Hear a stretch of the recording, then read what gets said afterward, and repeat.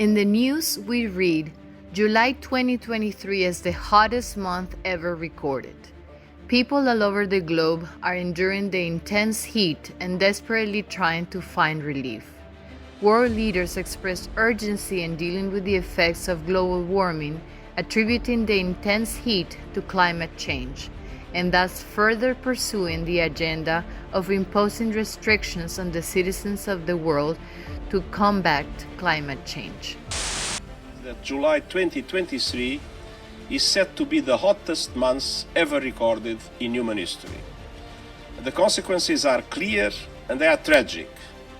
Children swept away by monsoon rains, families running from the flames, workers collapsing in scorching heat. And for scientists it is unequivocal. Humans are to blame. All this is entirely consistent with predictions and repeated warnings. The only surprise is the speed of the change. What does the Bible have to say about what is happening? God grants the correct understanding of the events and circumstances transpiring in the world so that we are not deceived by theories of man with ulterior motives of further oppression leading to subjection to their twisted goals of complete control over the world. In the article Independence Day, we explained what the Lord has revealed in regards to the outpouring of the plagues described in Revelation 16, specifically in relation to the fourth plague that is directly associated with what we see happening with the intense heat in many nations. And the fourth angel poured out his vial upon the sun, and power was given unto him to scorch men with fire. And men were scorched with great heat, and blasphemed the name of God, which hath power over these plagues. And they repented not to give him glory.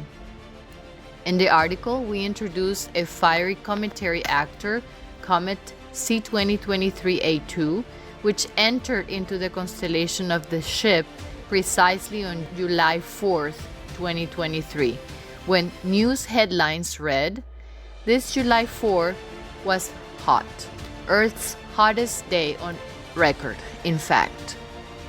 Is it a coincidence for the intense heat prophesied in the Bible for the fourth plague to be felt so strongly precisely on the date when this comet started interacting with one of the constellations associated with the sign of the Son of Man?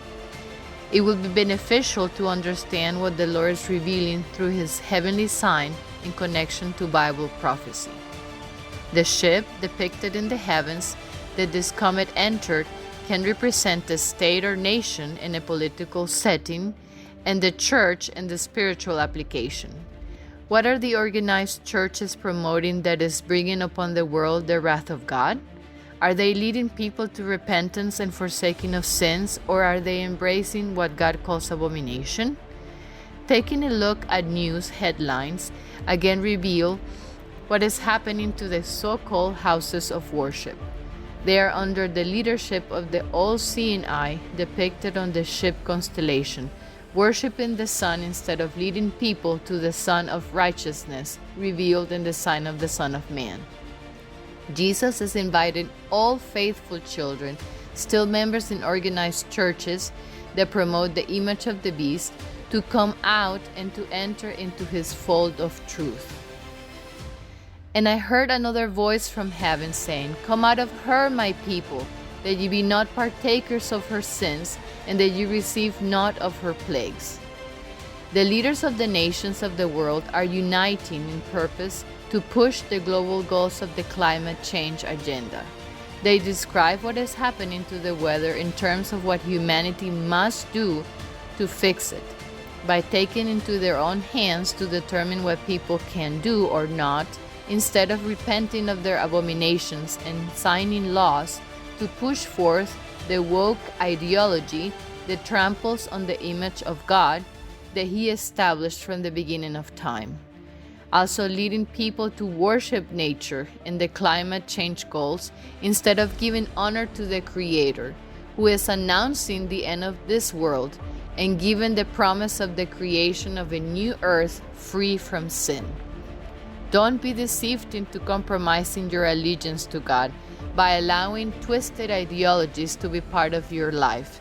Instead, understand clearly what the Lord declares and be counted among those who are described as having gained the victory over the beast. And I saw as it were a sea of glass mingled with fire, and them that had gotten the victory over the beast, and over his image, and over his mark, and over the number of his name, stand on the sea of glass, having the harps of God. We invite you to read the articles on our website that clearly explain the biblical truth about what the image, mark, and number of the beast correspond in our time, so that you can stand true and not fall into the traps of the enemy, and shelter from the wrath of God in the end-time fold of truth provided by the Good Shepherd. The Lord is thy keeper, the Lord is thy shade upon thy right hand. The sun shall not smite thee by day, nor the moon by night. The Lord shall preserve thee from all evil. He shall preserve thy soul.